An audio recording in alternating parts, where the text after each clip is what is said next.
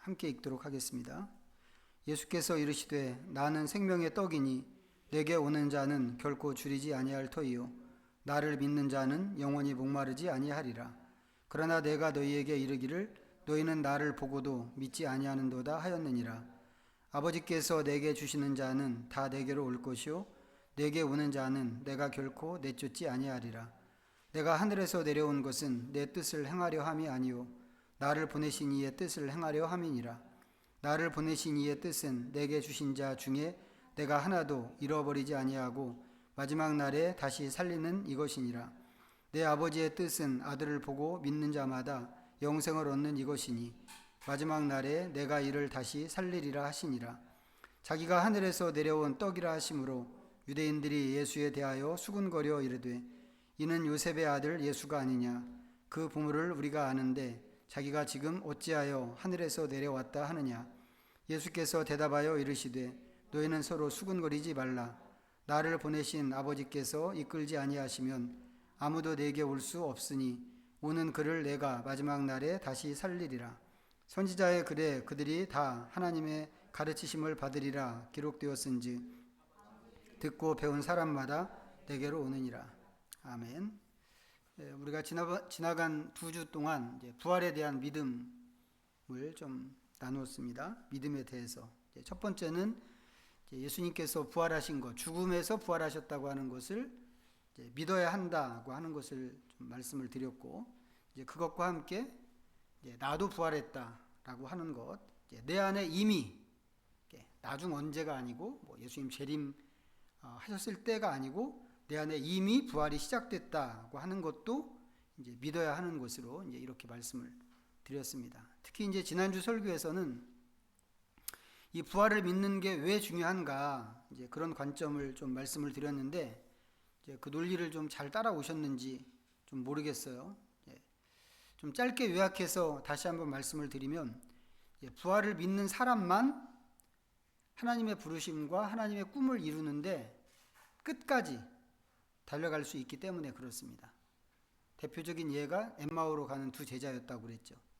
그 제자들이 다 포기하고 돌아갔지만 예수님의 부활을 확인하게 됐을 때 다시 일어나서 예루살렘으로 이제 돌아갔는데 이제 그것처럼 우리도 내 안에 이미 부활이 시작됐다고 하는 것을 믿을 때 그것을 믿어야만 나를 부르신 하나님의 꿈을 이루기 위해서 끝까지 경주를 다할 수 있다고 하는 것입니다.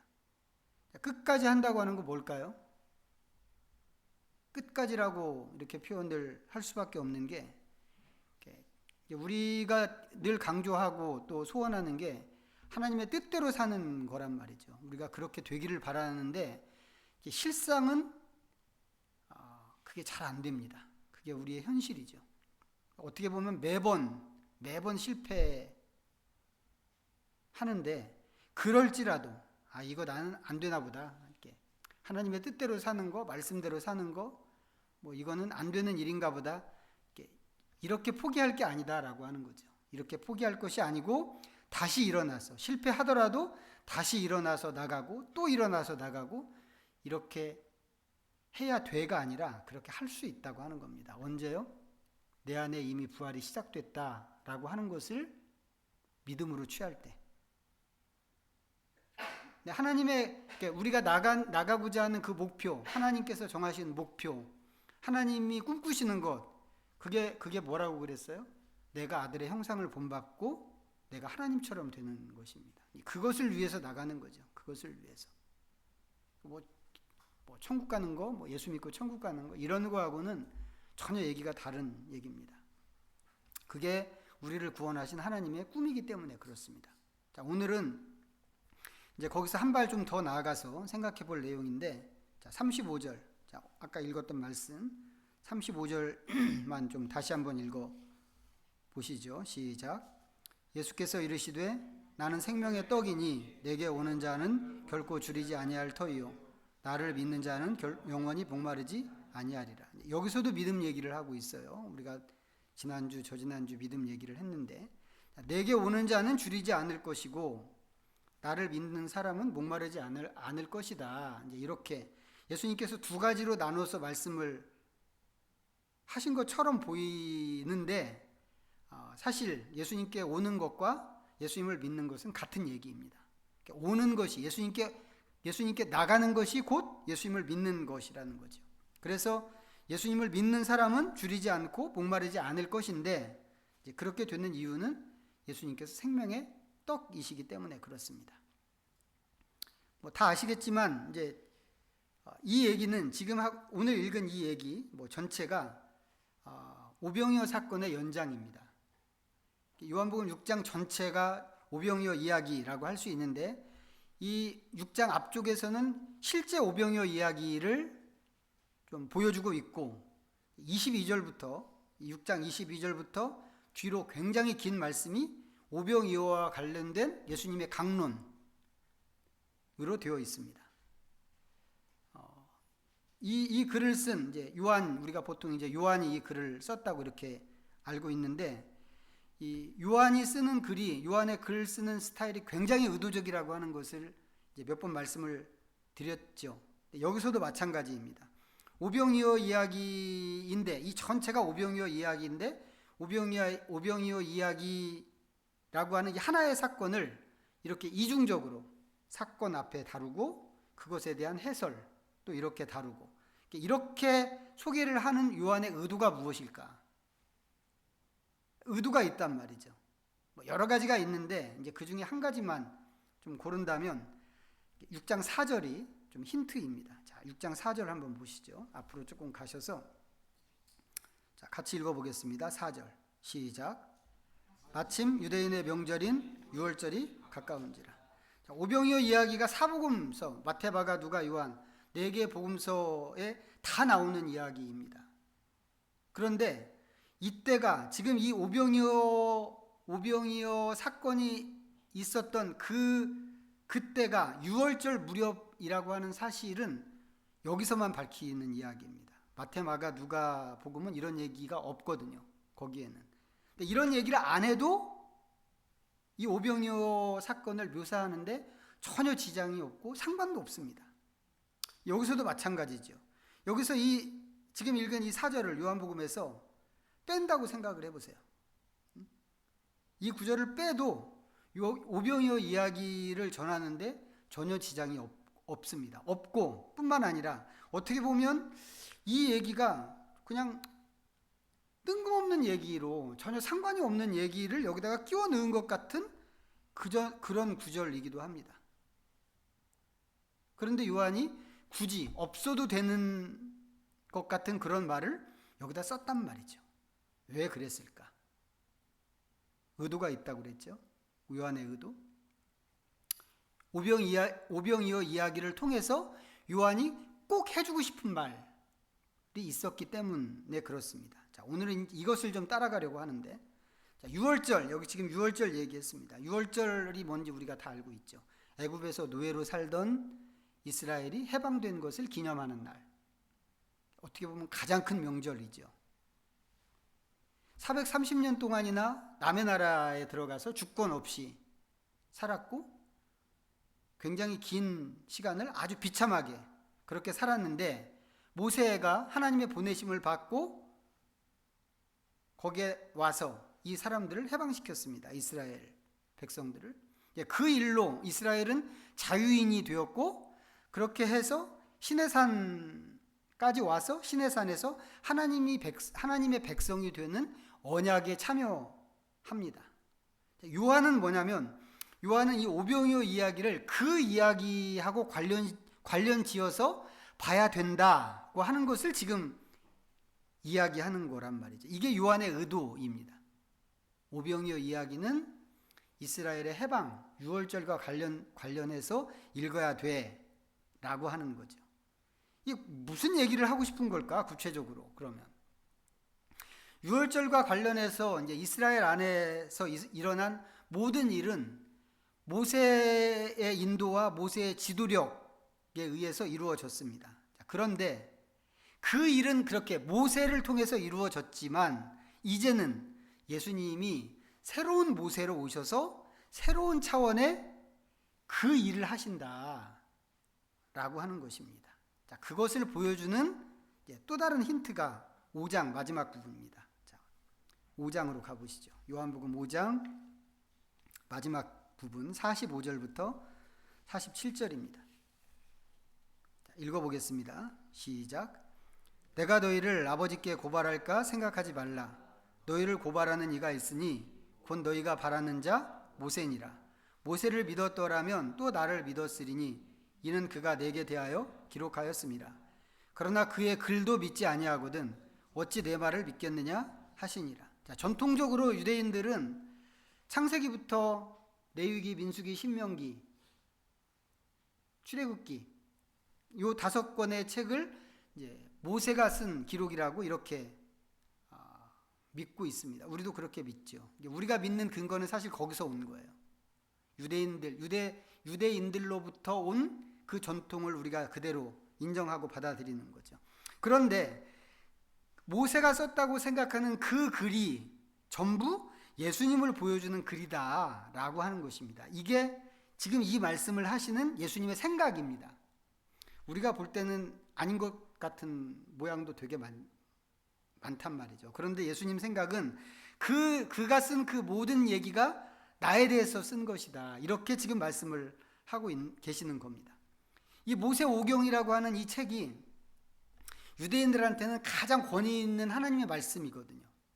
이거는 뭐 그냥 유대인들뿐만 아니라 사마리아 사람들도 이 모세가 쓴, 물론 그 사람들은 사마리아 오경이라고 하는데 그 오경만 인정하는 그런 사실을 생각하면 팔레스타인에 있는 그 옛날 그 이스라엘은 전부 이 모세 오경을 최고 권위의 하나님의 말씀으로 생각한단 말이죠. 그런데 예수님 생각에 의하면 그것은 기본적으로 그리스도를 보여주는 책이라고 하는 겁니다.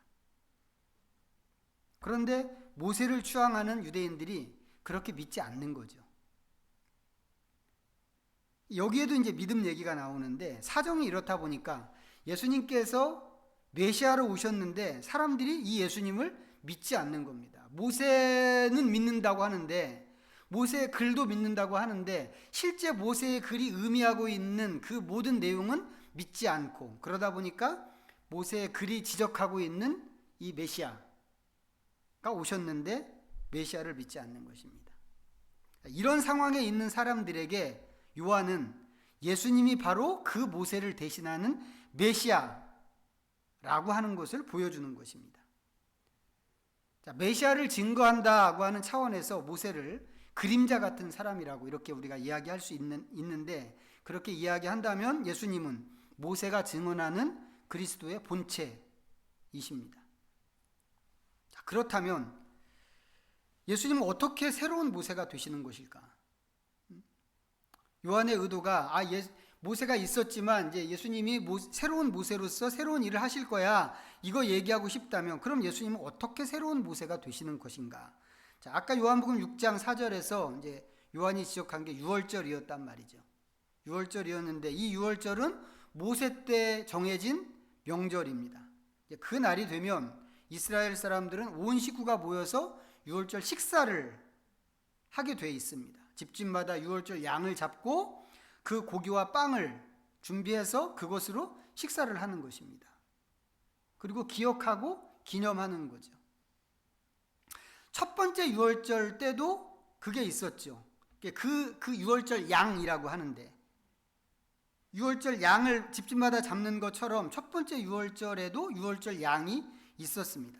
자, 그때는 그 양의 피를 따로 모아서 문설주에 바르고 그 고기를 식구들이 모여서 함께 먹었습니다. 문설주에 바르는 피는 그게 이스라엘의 집이라고 하는 표시였습니다. 그래서 이 유월절 죽음의 사자가 쭉 애굽 전역을 돌아다닐 때 그 피를 보고 이 집이 이스라엘 집이구나 판단해서 그 집을 뛰어넘어간다고 해서 그날을 유월절이라고 하는데 애굽의 모든 장자가 죽을 때 이스라엘은 아무도 상하지 않고 모두 살아서 애굽을 나갔습니다. 자, 이게 전부 무엇 때문에 그렇게 된 일인가? 유월절 양의 피 때문에 된 일입니다. 그러면 결국 유월절 식사라고 하는 건 뭐예요?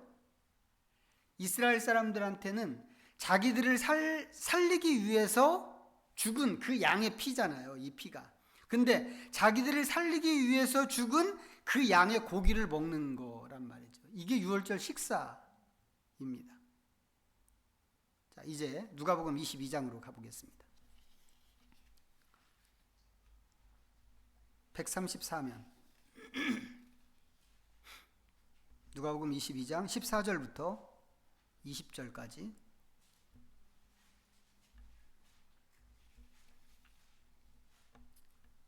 읽어보겠습니다. 14절부터 20절 시작. 때가 이르매 예수께서 사도들과 함께 앉으사 이르시되 내가 고난을 받기 전에 너희와 함께 이 유월절 먹기를 원하고 원하였노라. 내가 너희에게 이르노니 이 유월절이 하나님의 나라에서 이루기까지 다시 먹지 아니하리라 하시고 이에 잔을 받으사 감사 기도하시고 이르시되 이것을 갖다가 너희끼리 나누라. 내가 너희에게 이르노니 내가 이제부터 하나님의 나라가 임할 때까지 포도나무에서 난 것을 다시 마시지 아니하리라 하시고 또 떡을 가져 감사 기도하시고 떼어 그들에게 주시며 이르시되 이것은 너희를 위하여 주는 내 몸이라. 너희가 이를 행하여 나를 기념하라 하시고 저녁 먹은 후에 잔도 그와 같이 하여 이르시되 이 잔은 내 피로 세우는 새 언약이니 곧 너희를 위하여 붓는 것이라. 여러분의 성경에 제목이 붙어 있죠. 예수님과 제자들이 나누는 최후의 만찬입니다. 제목이. 그런데 이게 실제로는 거창한 만찬이 아니고 제자들과 함께하는 그냥 조촐한 유월절 식사였습니다.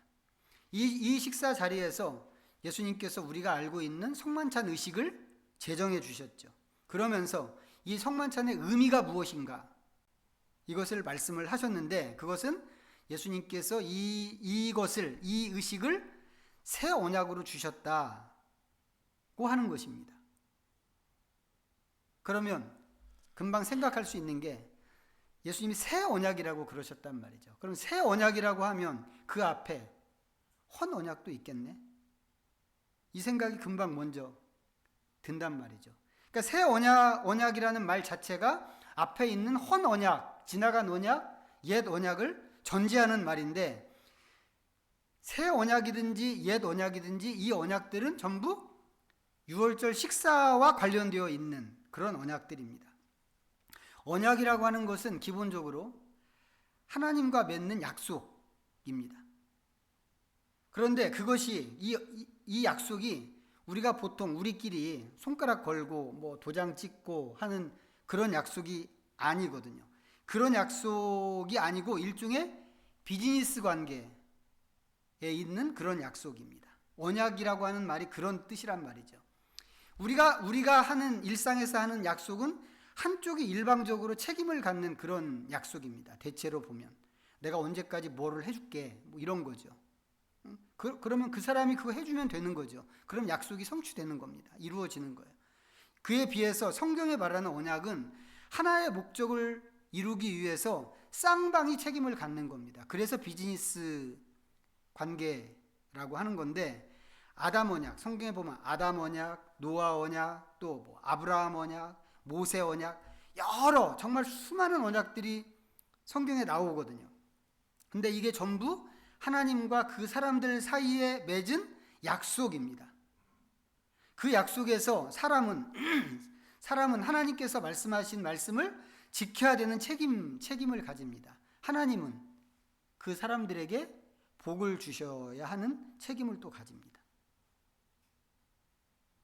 양쪽이 다 자기 역할에 책임을 짐으로써 하나님과 사람 사이의 관계가 계속해서 그 언약으로 이렇게 쭉 유지되어 나가는 거란 말이죠. 그래서 언약은 기본적으로 하나님과 사람 사이의 관계를 맺게 하는 통로 같은 것이라고 할 수 있습니다. 첫 번째 유월절에 이스라엘은 어린 양의 피를 문설주에 바르고 그 집 안에 들어가 있어야만 했습니다. 이게 그 사람들이 질 책임이었습니다. 그리고 그렇게 함으로써 이스라엘은 그날 죽음에서 구원을 받았고 애굽에서 해방이 됐죠. 그 과정에서 중요한 것이 무엇인가? 그것은 어린 양의 피입니다. 피. 그리고 그 피는 나중에 이제 완전히 바깥으로 나가서, 애굽 바깥으로 나가서 성막을 만들고 뭐 이렇게 하나님과 또 시내산 언약을 세우고 할 때 성막에서 피로 드리는 제사의 원형으로 작동을 합니다. 그게 유월절 피란 말이죠. 이스라엘은 피로 드리는 제사를 통해서 하나님께 나아가게 되어 있었다고 하는 것입니다. 그런데 히브리서 8장으로 가서 보겠습니다. 360페이지. 히브리서 8장.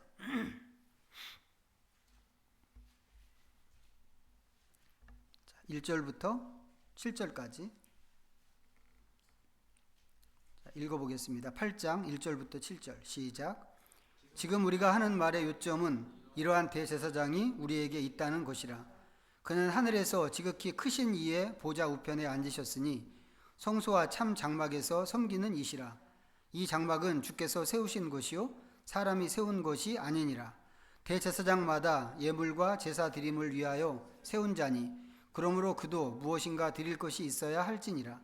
예수께서 만일 땅에 계셨더라면 제사장이 되지 아니하셨을 것이니 이는 율법을 따라 예물을 드리는 제사장이 있음이라. 그들이 섬기는 것은 하늘에 있는 것의 모형과 그림자라. 모세가 장막을 지으려 할 때에 지시하심을 얻은과 같으니 이르시되 삼가 모든 것을 산에서 내게 보이던 본을 따라 지으라 하셨느니라. 그러나 이제 그는 더 아름다운 직분을 얻으셨으니 그는 더 좋은 약속으로 세우신 더 좋은 언약의 중보자시라. 저 첫 언약이 무음하였더라면 둘째 것을 요구할 일이 없었으려니와. 7절에 보면 첫 언약과 두 번째 언약이라고 하는 말이 있습니다. 이 언약이 두 종류가 있는 거예요. 첫 번째 언약과 두 번째 언약. 근데 이제 6절에 의하면 두 번째 언약은 예수님께서 세우신 더 좋은 언약이다. 이겁니다. 그렇죠? 그는 더 좋은 약속으로 세우신 더 좋은 언약의 중보자시라. 자, 9장으로 가서 조금만 더 읽어보겠습니다. 자, 8장에 이런 이야기가 있는데 9장 11절부터 15절입니다. 자, 읽습니다. 시작. 그리스도께서는 장래 좋은 일에 대제사장으로 오사 손으로 짓지 아니한 것 곧 이 창조에 속하지 아니한 더 크고 온전한 장막으로 말미암아 염소와 송아지의 피로 하지 아니하고 오직 자기의 피로 영원한 속죄를 이루사 단번에 성소에 들어가셨느니라. 염소와 황소의 피와 및 암송아지의 죄를 부정한 자에게 뿌려 그 육체를 정결하게 하여 거룩하게 하거든 하물며 영원하신 성령으로 말미암아 흠없는 자기를 하나님께 드린 그리스도의 피가 어찌 너희 양심을 죽은 행실에서 깨끗하게 하고 살아계신 하나님을 섬기게 하지 못하겠느냐. 이로 말미암아 그는 새 언약의 중보자시니 이는 첫 언약 때에 범한 죄에서 속량하려고 죽으사 부르심을 입은 자로 하여금 영원한 기업의 약속을 얻게 하려 하심이라. 신천지 얘기 조금 해야 하겠는데 신천지 사람들 만나면 제일 먼저 하는 얘기가 이 언약 얘기입니다. 사실은 이제 언약이라고 안 하고 약속이라고 하는데 성경이 이제 구약과 신약으로 이렇게 돼 있잖아요. 왜 구약과 신약인지 아시나요? 이 질문으로 들어오는 거예요. 신천지는 제가 100명까지는 안 만나봤지만 제가 만난 신천지들이 다 그랬습니다. 꼭 이 질문으로 들어오고 또 신천지로 홍보하는 영상도 제가 한번 본 적이 있는데 그 영상에서도 이거 굉장히 중요하게 생각하더라고요. 성경이 왜 구약과 신약으로 되어 있는지 아십니까? 그러면서 구약은 예수님에 대한 약속이라는 거죠. 그런데 그 예수님에 대한 약속은 이루어졌잖아요. 이루어졌는데 또 신약이 있다는 거예요. 이 신약은 뭐지? 신약은 참 목자에 대한 약속이라는 겁니다. 근데 그 참 목자가 이만희라고 하는 거죠. 이만희라고 하는 그 이름은 없죠. 성경에.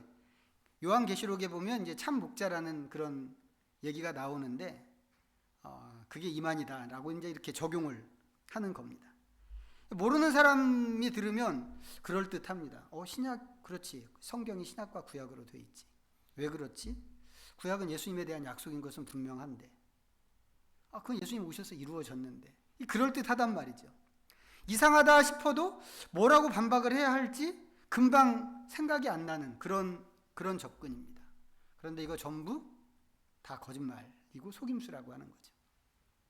지금 찾아본 말씀에서 보는 것처럼 언약에는 첫 언약과 두 번째 언약이 있습니다. 첫 번째 언약은 대제사장이 짐승의 피를 들고 하나님께 나가는 언약이었습니다. 이 언약은 예수님께서 더 좋은 언약으로 갱신하셨단 말이죠. 앞에 있던 언약을 갱신하신 것입니다.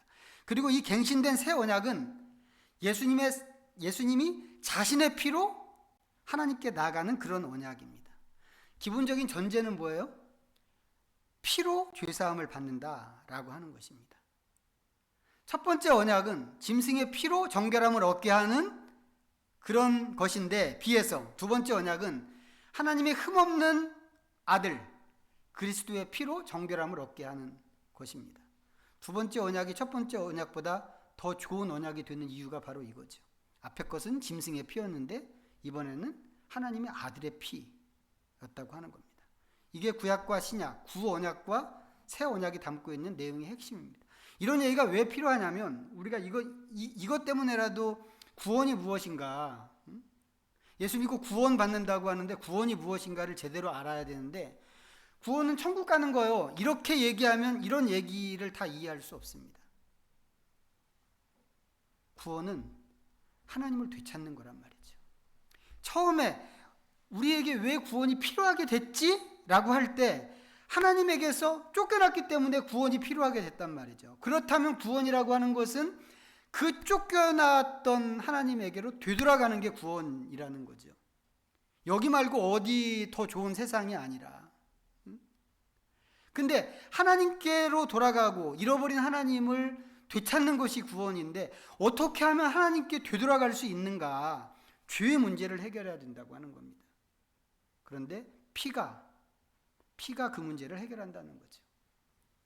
구약에서는 대제사장을 통해서 짐승의 피로 하나님께 나갔고 이제는 그래서 매번 그것을 해야 됐는데 이제는 하나님의 아들의 피로 하나님께 나가게 됐다고 하는 겁니다. 이게 첫 번째 언약과 두 번째 언약의 차이이고 성경이 말하는 언약의 핵심입니다. 자, 그러면 예수님께서 이 옛 언약을 새 언약으로 언제 갱신하셨는가? 아까 봤던 누가복음 22장에서처럼 마지막 만찬에서 그랬단 말이죠. 제자들과 함께 하신 유월절 식사에서 새 언약을 주신 것입니다. 다시 한번 볼까요? 누가복음 22장. 다시 한번 보세요. 19절과 20절만. 22장 19절 20절 읽어보겠습니다. 자, 시작. 또 떡을 가져 감사 기도하시고 떼어 그들에게 주시며 이르시되 이것은 너희를 위하여 주는 내 몸이라. 너희가 이것을 행하여 나를 기념하라 하시고 저녁 먹은 후에 잔도 그와 같이 하여 이르시되 이 잔은 내 피로 세우는 새 언약이니 곧 너희를 위하여 붓는 것이라. 우리가 1차적으로 기억할 것은 뭐냐면 이게 유월절 식사라고 하는 겁니다. 유월절 식사. 이 식사에서 예수님께서 제자들에게 빵을 떼어서 주시면서 이것은 너희를 위하는 내 몸이야 라고 하면서 떼어 주셨습니다. 그리고 포도주 잔을 주시면서 이것은 내 피로 세우는 새 언약이야 라고 하셨습니다. 그 내용을 정리하면 처음 유월절은 어린 양의 피로 구원을 받는 유월절이었습니다. 이번 유월절은 흠없는 그리스도의 피로 구원을 얻는 유월절입니다. 처음 유월절에 했던 식사는 구속을 위해서 피를 흘린 어린 양의 고기를 먹는 그런 식사였습니다. 이번에는 피 흘린 그리스도의 몸을 먹는 식사라고 하는 거죠. 이게 옛 언약에서 갱신된 새 언약의 내용입니다. 예수님께서 이런 언약을 제자들에게 주시면서 이것을 지키라고 그러셨습니다.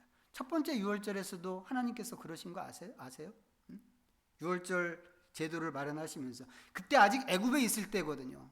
실제로 아직 해방되기도 전이었는데 그 말씀을 주시면서 이스라엘 안에서 매년 그 날이 되면 그 시간에 유월절을 지키고 유월절 식사에 참여하라고 그때도 말씀을 하셨습니다.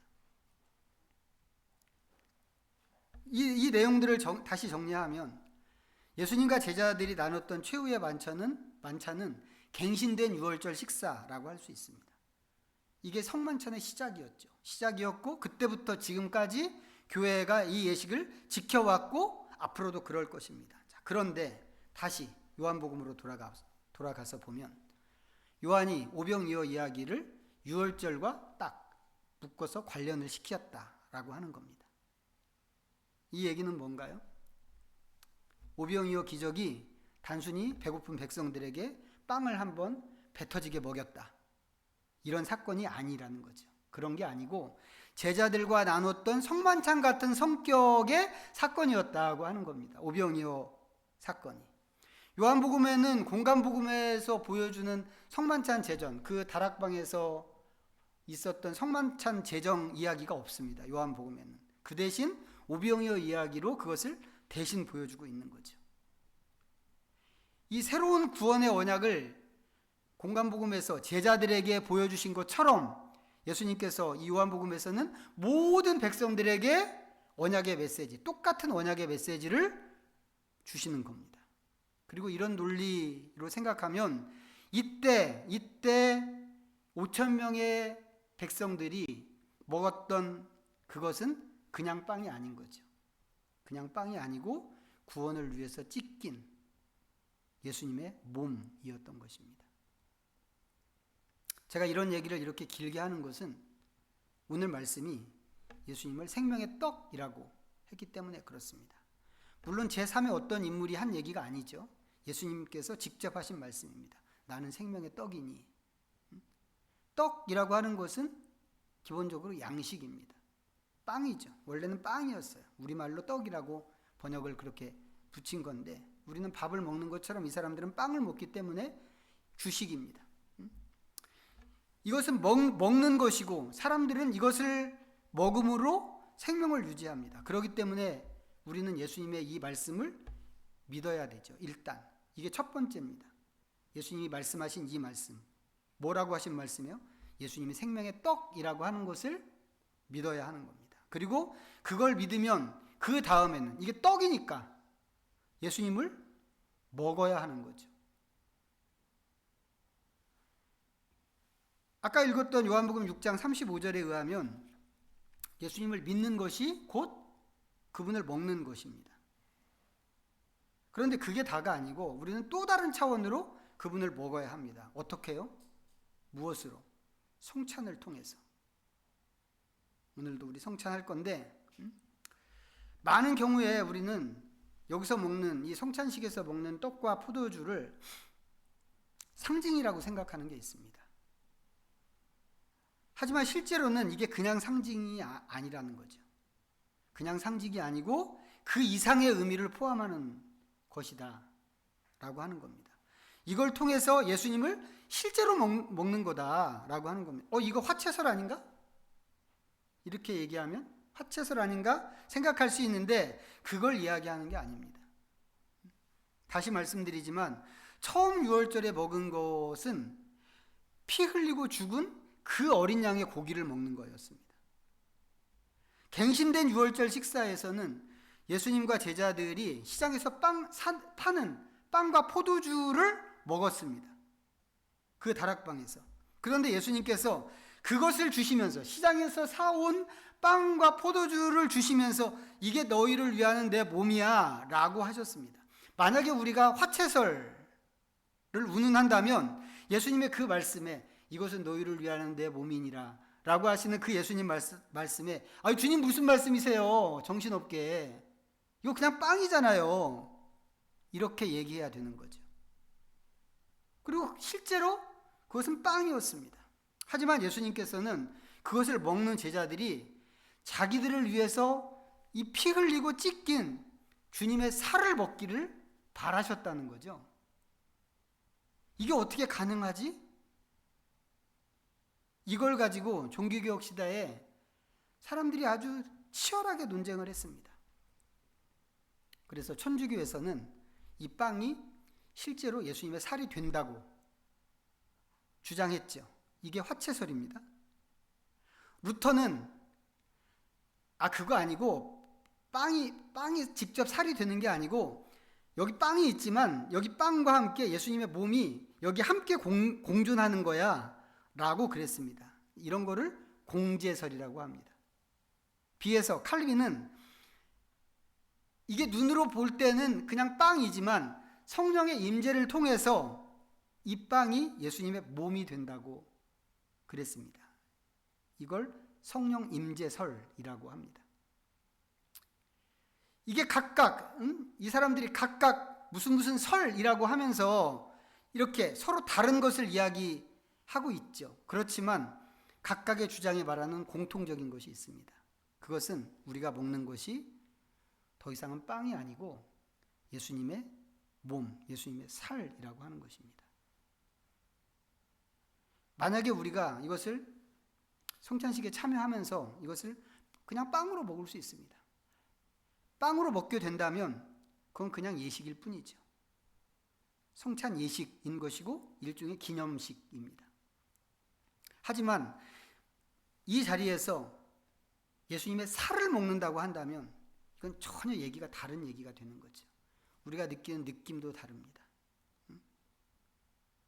제가 예전에 어떤 모임, 어떤 세미나에 갔을 때 성찬식을 하는데 서울에 있는 덕수교회는 이제 이 성찬식 키트가 있어요. 이게 이제 이 성찬식이라고 하는 게 제가 지난번 수련회 때도 말씀을 드렸지만 예수님의 죽으심을 기억하는 그런 내용도 있지만 그것과 함께 하나님 나라에서 우리가 먹게 될 잔치, 하나님 나라의 잔치를 미리 끌어다가 여기서 먼저 경험하는 이제 그런 의미도 있다고 그랬잖아요. 덕수교회가 갖고 있는 이 성찬식 키트는 이제 이 잔치라고 하는 그쪽에 좀 더 많이 맞춰져 있는 거예요. 그래서 접시에다가 이렇게 칸을 나눠서 빵 담는 칸, 또 이 잔을 담는 칸 이렇게 나눠서 성찬식을 시작하면 이렇게 식탁을 차리듯이 쭉 이 접시를 쭉 나눠줍니다. 그리고 거기에 이제 빵과 또 포도주 잔을 또 이렇게 담아주죠. 모두에게 다 돌아갈 때까지 식탁이 다 차려질 때까지 기다리는 겁니다. 저 처음 봤거든요. 처음 해봤는데 제가 앉은 이 테이블 앞에 이렇게 있는데 이거 기다려야 되잖아요. 이게 식탁이 다 차려질 때까지 기다려야 되는데 이 기다리는 동안에 이걸 이렇게 보고 있는데 머리카락이 쭈뼛 설 만큼 서는 것처럼 전혀 새로운 그런 느낌이고 새로운 감정이고 제가 다른 세계에 이렇게 들어가 있는 것 같은 그런 경험이었습니다. 그냥 눈으로 보기에는 여전히 그냥 빵이죠. 여전히 빵이고 포도주일 뿐입니다. 그런데 그것을 앞에 놓고 묵상할 때 사실 묵상도 아니었죠.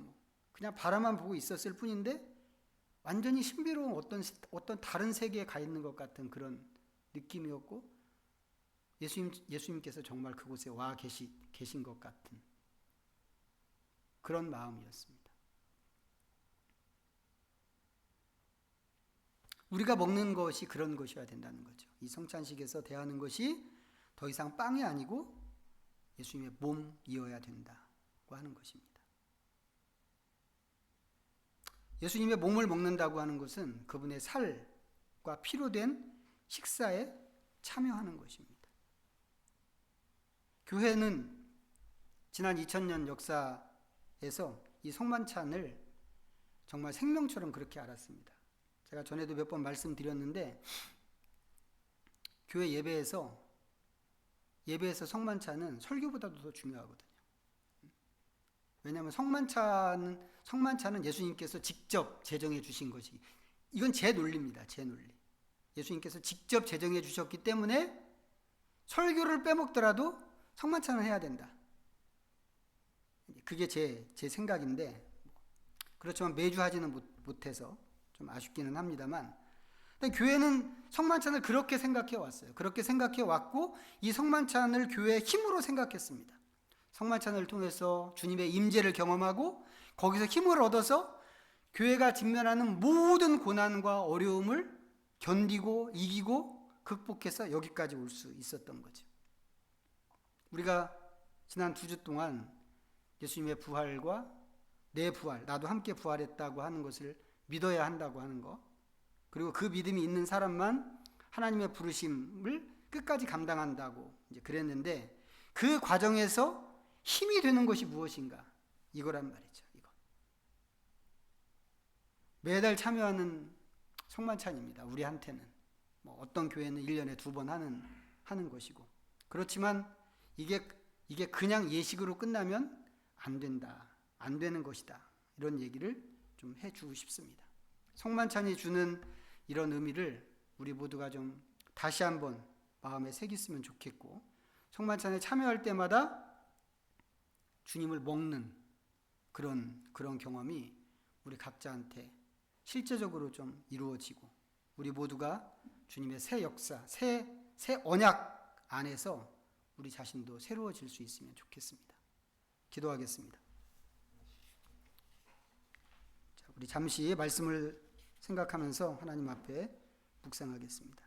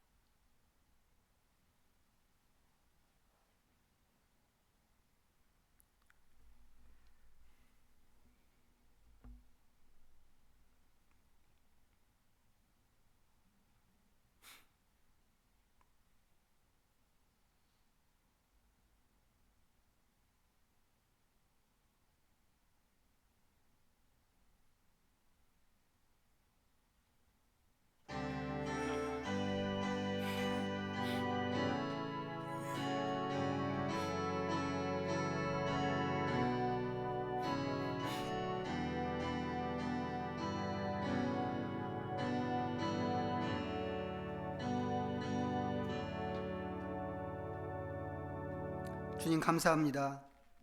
하나님의 흠없는 아들로서 우리를 위해서 그 피를 흘리시고 우리를 죄와 죽음에서 구원하신 것을 감사합니다. 이제 이스라엘이 피 흘린 유월절 양을 먹고 구원을 얻은 것처럼 우리에게도 새로운 유월절 양식이 되셔서 새 언약으로 구원을 얻게 하셨습니다. 그 의미를 잘 깨닫게 하시고 성찬에 임할 때마다 주님 임재하시는 그 신비에 우리도 참여하게 하시옵소서. 예수님의 이름으로 기도하옵나이다. 아멘. 찬송가 634장 부르시면서 먼저 봉헌하겠습니다.